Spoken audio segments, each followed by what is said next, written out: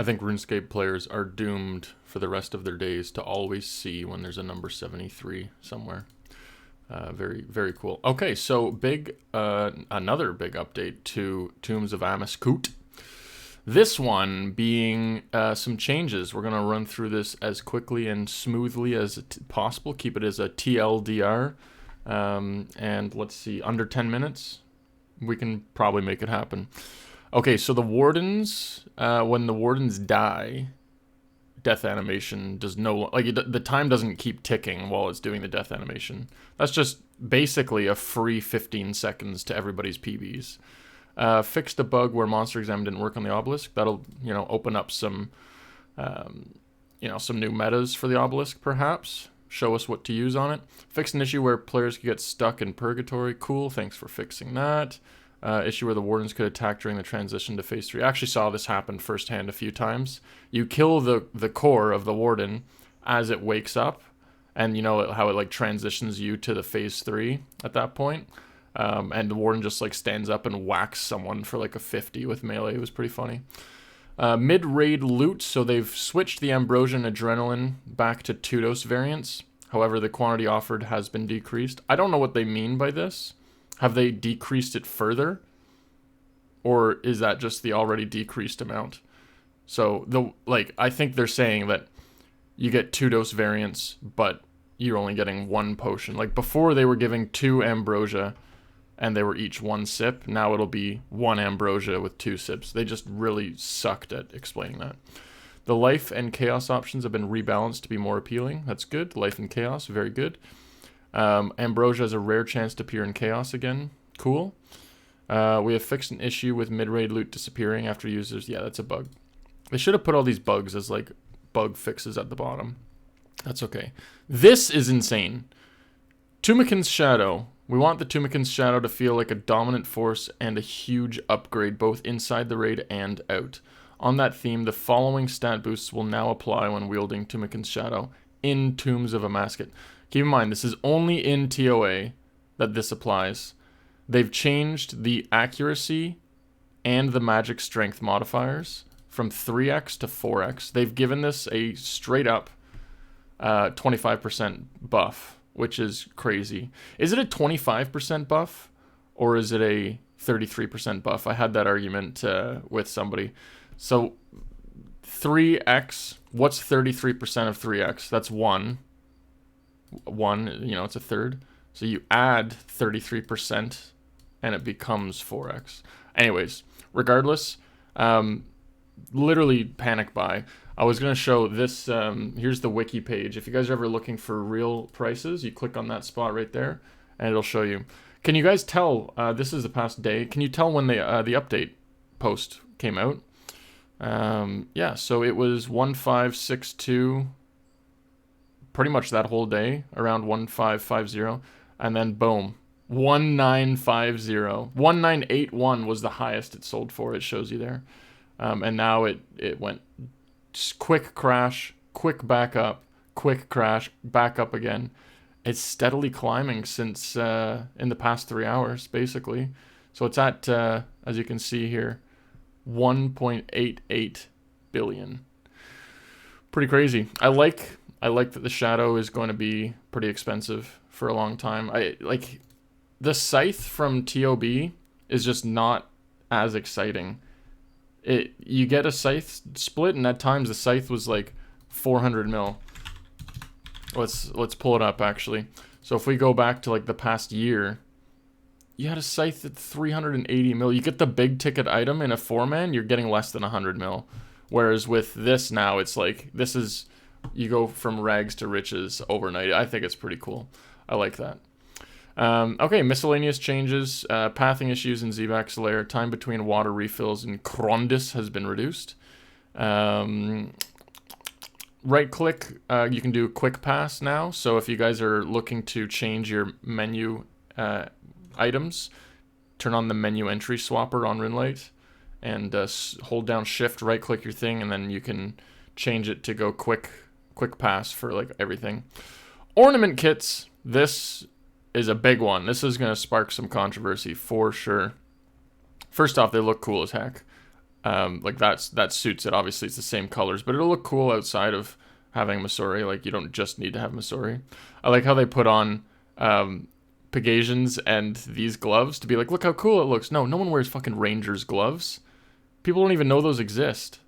You gotta put that on with Zarite. Now Zarite looks stupid, and they're gonna have to add a Zarite Vambraces ornament kit with a little gold trim on it so that it matches. And then the boots, like, it's just outdated. Like, the boots are green and gold. It doesn't go that poorly. Like, don't get me wrong, but still. Okay, 3 new ornament kits have been added to ToA. You'll be guaranteed the following items when you complete the raid with no deaths from anyone in the team at above a certain raid level. So they've removed RNG, where you can't just complete the raid and you have a chance to get it. You know, previously, obviously, it was Cox challenge mode, and then we had hard mode Tob, and if you just complete it, you got a chance at getting a kit or a dust or whatever. Dust was 1 in 400, kits were 1 in 75. So, what have they done with this? What have they done? The Avas Assemble Ornament Kit will be unlocked when you complete a raid with level 350 or higher. Gasp. That is... Immediately, people are scared. Like, I'm scared. 350? I've only done 300. But how much harder is a 350 from a 300? It really... You know, this has been out for, what, 2 weeks now? Like, it just pushes you to practice hard. Practice hard. Get your mechanics right.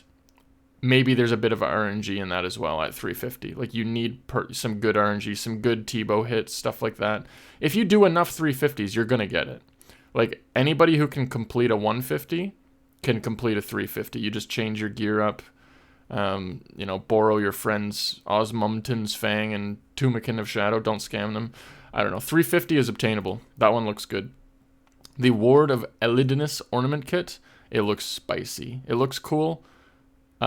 Please, for the love of God, add like a blood version of Ancestral into the game. That would be very nice.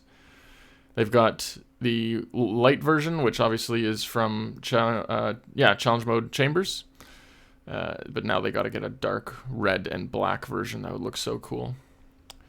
Those look good, but for this one, you got to do a 425, which is crazy. Like, that's hard. I don't know. I'm sure I'll be able to do it someday. As an Iron Man, I'll probably need to get a Fang first, because you just can't hit consistently with the Rapier, and maybe even a Shadow. I don't know. 425 looks crazy, and a lot of people haven't even tried it.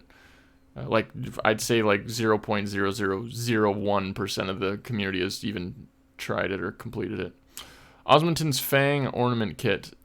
This is the current on the right, and wait, what? Show me it again. Yeah, current on the right, adamant longsword, and then new on the left with the little black and red hilt, and then a little more spikies on there. This is what it should have been released as. Like, come on. They released it, it looked like a broken adamant longsword. I will die on this hill. I don't think it looks cool at all. I think this one fits way better.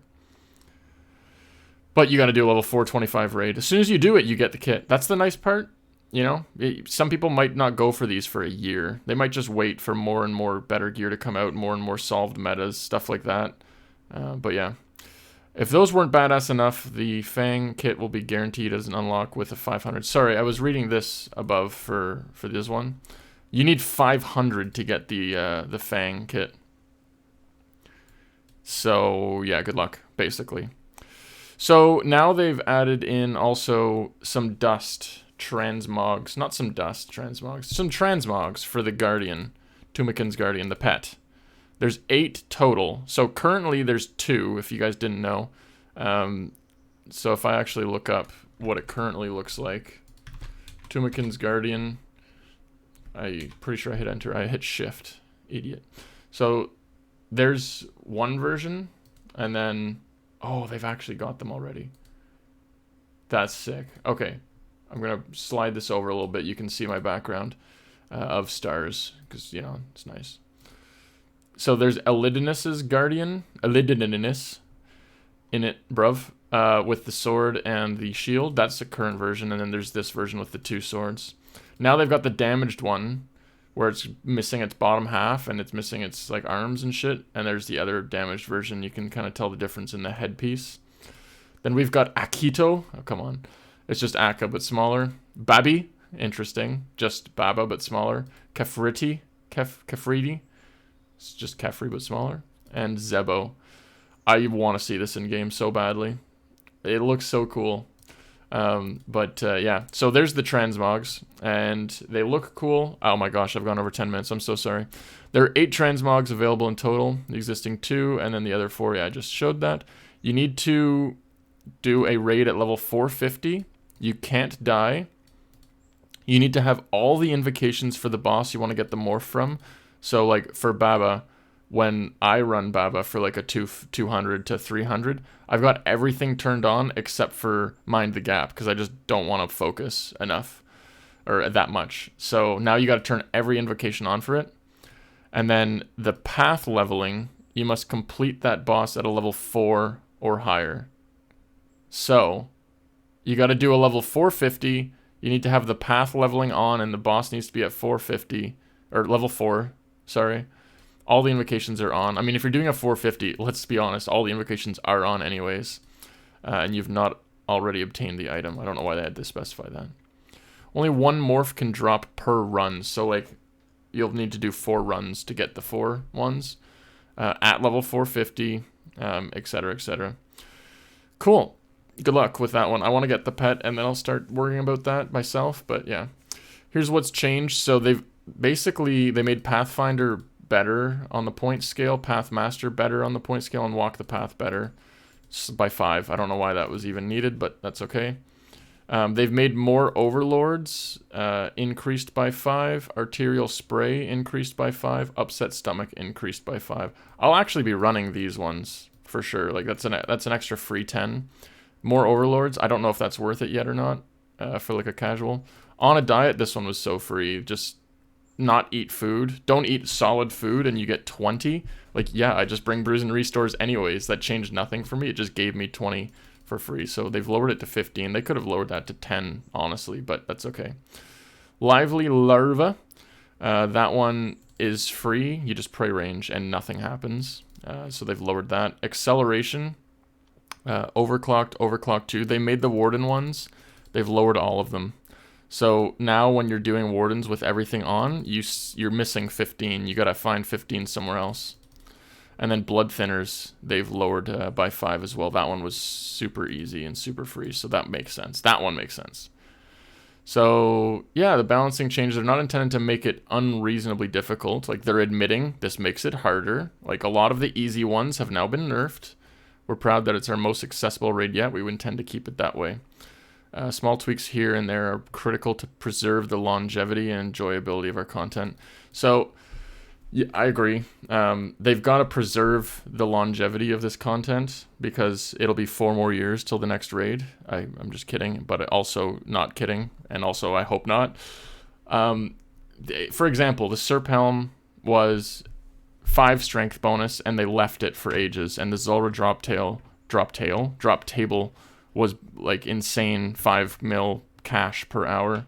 And then eventually, years later, they nerf it. I'd rather they nerf it in week 2 than year 2, you know?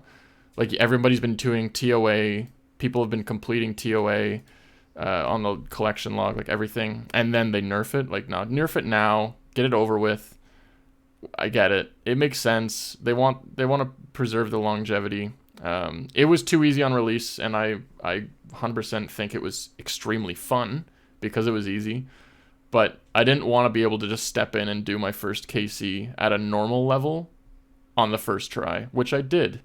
Whereas TOB, first try, it was like 120 wipes that my team did on day 1. We did Maiden, we got to Bloat, we got to Nilo, and we couldn't get past Nilo. So I think it's good that they're making it a little bit harder with these small tweaks, such as making the invocations. Like, if you want to have the same level that you had before, you know, if say you're running 225s, now it's going to be a 200. You got to find 25 somewhere else. You got to add something else to bring it back to where you had it. Anyways, it is what it is. Nothing we can do about it other than cry on Reddit, and maybe they listen. So if you want to do that, go for it. voice your opinions, because I don't know. My opinion's not the be-all, end-all, that's for sure. Further changes, small blood clouds will have slightly higher health. Yeah, those are just like free and they just die immediately. You just run slightly away from them and they die. So that I'd like to see what I mean by slightly higher health. Maybe that means they live for 20 minutes. Path leveling affects mechanics at level 2 and 4 instead of 1 and 2. I don't really know what that does or means. It sounds like path leveling has been made easier from this, as well as raising the path, like the modifiers. So I'm going to start running Pathfinder for the plus 40, and we'll see how that works, which is cool. Altered the amount of stats added from path leveling from 10, 20, 30, 40, 50, 60 to 8, 13, 18, 23, etc. That looks like another, another buff to path leveling, like it makes it easier once again. Increase the speed at which the boulders come out with the boulder dash invocation. I actually did a solo today just to see some of these things.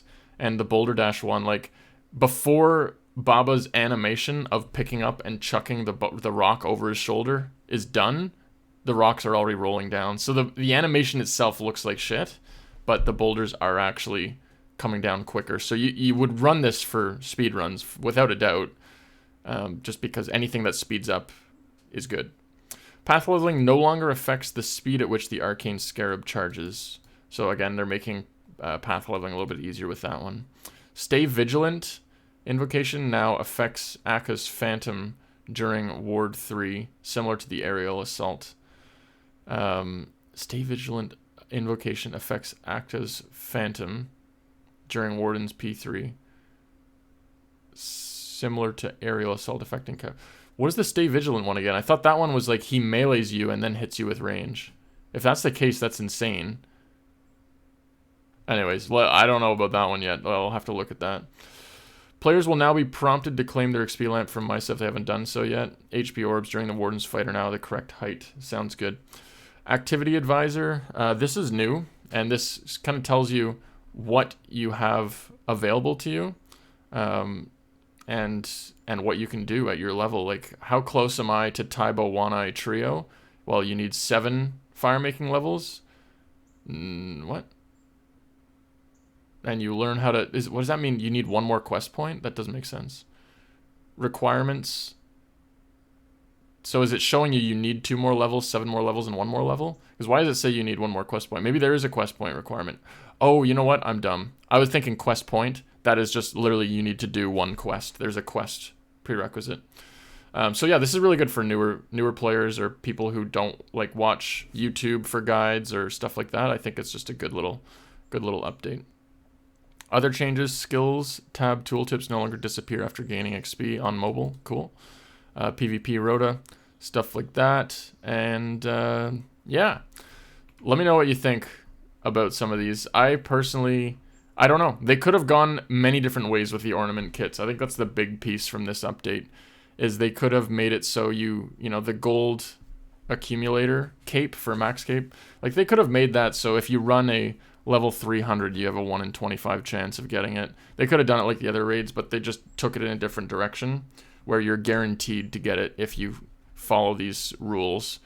When you're actually in game and you're at the the little thing in the entry way and you're making your party, they've added the ornament kits to the board to show you if you're eligible to get it or not.